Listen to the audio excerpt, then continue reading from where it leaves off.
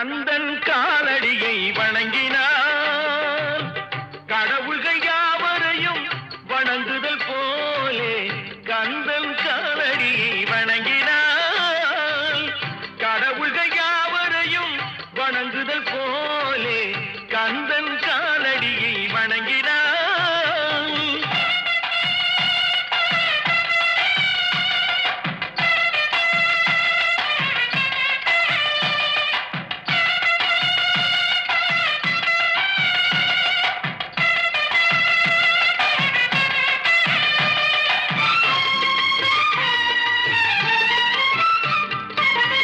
தந்தை பரமனுக்கு சிவகுருநாதன் தாயார் பார்வதியின் சக்திதானே வேலன் சிவசக்திதானே வேலன்.